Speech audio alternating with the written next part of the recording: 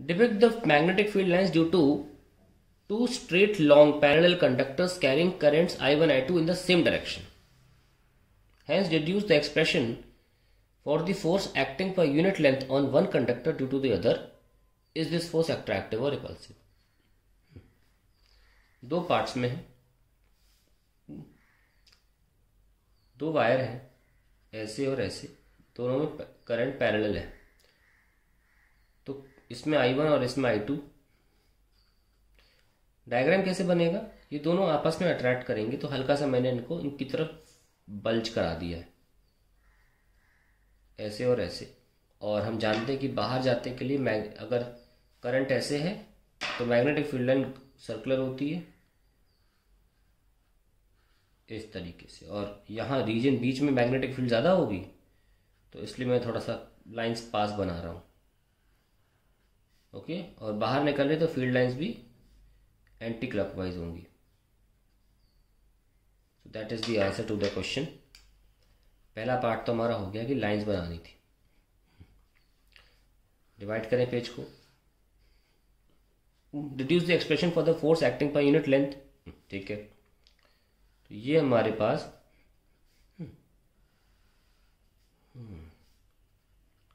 I1 I2 है और इनके बीच की दूरी हम ले लेते हैं R।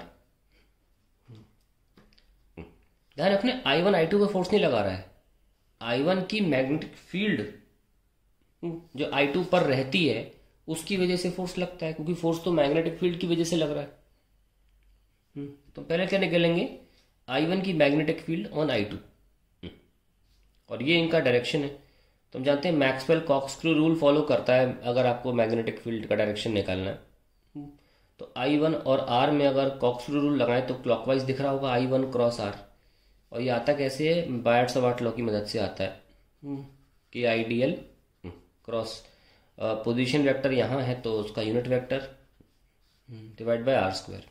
तो इसमें से डायरेक्शन की बात देखें तो करंट DL का डायरेक्शन और पोजीशन वेक्टर राइट है, उनमें क्रॉस प्रोडक्ट हो रहा है। तो इस बायट-सवार्ट लॉ की मदद से हम कह सकते हैं कि मैग्नेटिक फील्ड इस वायर पे inside the plane of paper है, और क्योंकि I1 की फील्ड है तो B1 मार्क होगा। तो उसको आपको लिख लें कि B1 जो होगा it will be K I1 by R गुणे 2, क्योंकि ये तो फॉर्मूला है कि इनफाइनाइट वायर के लिए किसी भी पॉइंट R डिस्टेंस पर मैग्नेटिक फील्ड के I1 बाय R 2 होती है। अब आप फोर्स भी निकाल सकते हो। डायरेक्शन कहाँ है? इंसर्ट आया ना, इनसाइड को हम लिख देते हैं माइनस का K कैप। अब आया force on 2 due to 1, that will be I2L vector cross B1।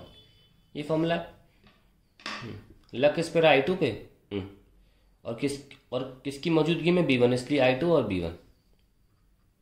कभी भी 2 और 2 नहीं होगा, मैग्नेटिक फील्ड खुद की वजह से फोर्स नहीं लगता कभी भी, ध्यान रखना। ये हमेशा सफिक्स अलग ही रहेंगे। तो नाउ देखते हैं I2L ऊपर जाता मतलब J कैप, और B1 क्या है? K I1 by R 2 minus K।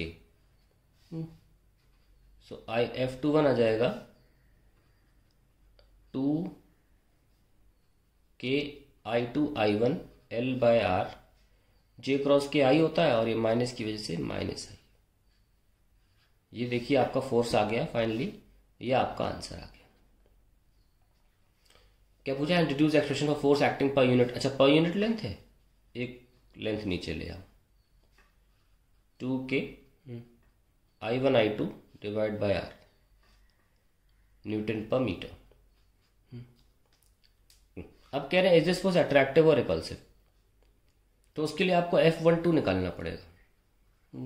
F12 क्या होगा? I1L, ये भी ऊपर जा रहा है, पर इसकी वजह से हम इधर की तरफ देखेंगे ना position vector, that is left की तरफ, तो यहाँ पे क्या आ जाएगा? IDL और R इधर लेफ्ट में, तो Maxwell corkscrew rule cross product anti clockwise होगा, तो इस बार B2 बाहर आएगी, I2 की वजह से B2 बाहर आएगी। So I can directly write the formula ki 2 by r into 2 और यहाँ पे k कैप 2 के I1 I2 by r into L और J क्रॉस के होता है I।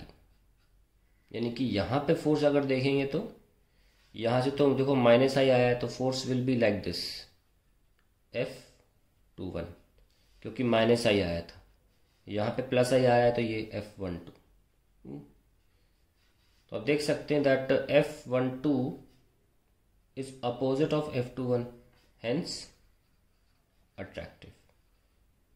तो 3 हिस्सों में डिवाइडेड था ये हिस्सा सी पार्ट था जो हमने सॉल्व किया अट्रैक्टिव दिखाने के लिए हमने F12 भी निकाला।